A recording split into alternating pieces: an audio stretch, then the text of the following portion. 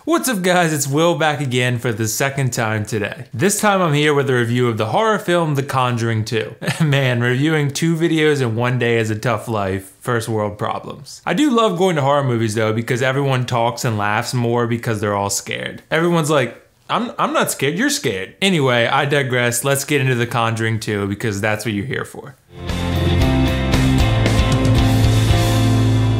So The Conjuring 2 is a supernatural horror film directed by James Wan, and it's obviously the sequel to the highly successful film The Conjuring that was released back in 2013. This movie's plot is based off the true story of the Enfield poltergeist and the accounts of Ed and Lorraine Warren, who this time around traveled to northern London to investigate the Hodgson family, claiming to be dealing with supernatural occurrences in their home. And while I really did thoroughly enjoy the first Conjuring film, this one seemed to really have an identity crisis. I say that because it seemed like this film tried to be a lot of different things at once, and that resulted in what seemed like a disjointed product. The first half of this movie feels entirely disjointed because it really feels like 2 separate stories that don't seem to have much to do with one another at all. You jump back and forth from the Warrens in the USA to the Hodgson family in the UK, and those 2 don't really connect until much later in the movie. It really does feel as if you're watching 2 different movies because at the conclusion of the Warrens screen time, you jump back to the Hodgsons in the UK, and you're just feeling like, how are these 2 things related to the same story? And that's really sad because the Warrens are really interesting characters, but they're sort of relegated to their home for the first hour or so, not doing much of anything that you're really going to care about. Like I said, it's not until like past an hour or so into the movie that the 2 stories really connect and the Warrens head to the UK to investigate the Hodgson household. And even when they do connect, you feel like the Warren half of this beginning hour was relatively pointless because there were only a couple scenes that really ended up being relevant to the bigger picture. Excluding a scene or 2 that were really awesome and obviously relevant, you could have cut this Warren half hour altogether and the movie would have likely been better off.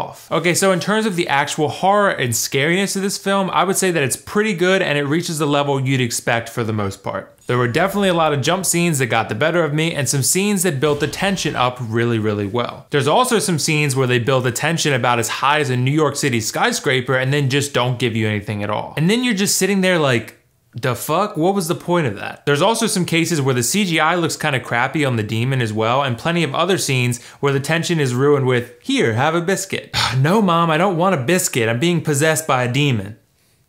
Fine, I'll have a biscuit, whatever. Anyway, there's several really well done scenes tension-wise, one in particular that involves a painting that I won't tell you any more about now, and a few others that had me thinking, wow, this is a really great film. The problem though is that this movie isn't consistent at all. There's like a period of 30 minutes or so later in the movie where almost nothing happens and the overall vibe and feel of everything that's going on feels more like a romantic comedy than a horror film. There's one scene where Ed Warren plays Elvis on his guitar to the Hodgson children for like 3 to 4 minutes, and at the end of it, you're just like, I don't see the relevance of that scene at all. During parts of this movie, I felt like The Conjuring 2 was one of the best horror movies I've ever seen, and during other parts, I felt like it was simply another shitty horror film. It was very inconsistent and tried to be too many things at once instead of just giving us more of the same from the first one. I also felt like there were a few instances where the plot felt flimsy because our characters would do things that seemed, well, out of character. There's one point where Ed and Lorraine Warren aren't sure whether they believe the Hodgson family is telling the truth about their experiences and they consider heading back home. Well, that's all fine and dandy to have a bit of skepticism, but you would think Ed and Lorraine, of all people, would be willing to believe them after the shit they've seen in their work doing exactly this. Especially after Ed and Lorraine physically witnessed supernatural occurrences happen in the Hodgson house themselves, and then 10 minutes later they're like,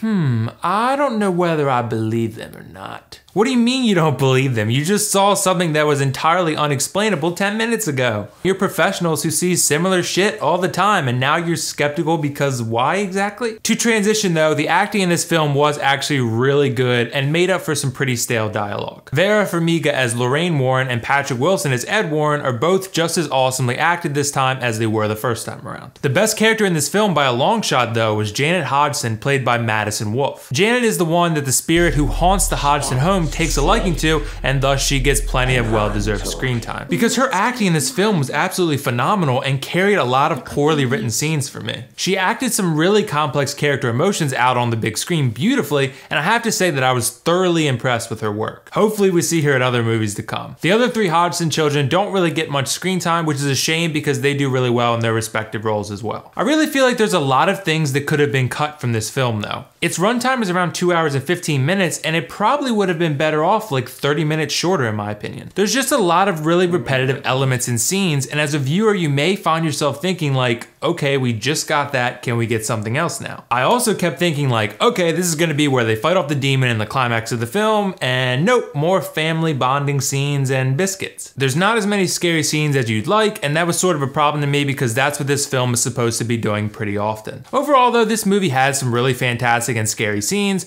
great acting, great building of tension in key moments, and very interesting characters. Sadly, it also had an inconsistent and at times disjointed story, stale dialogue, poor CGI in moments, and poor payoffs of tension in some moments. Overall, I'm going to give this movie a 6.5 out of 10 and still recommend that you go see it in theaters if you want to see a decent scary film. So did you guys see The Conjuring 2 yet? What did you think of it? And if not, let me know whether you're excited to see this film or not. And as always, if you like this video, click that like button and subscribe to my channel for future content like this. Also, don't forget to send me your requests of movies that you want to see me review, and if selected, I'll review that movie and give your channel a shout out in that video. Until next time, this is WillFoxification signing off. See you in the next review.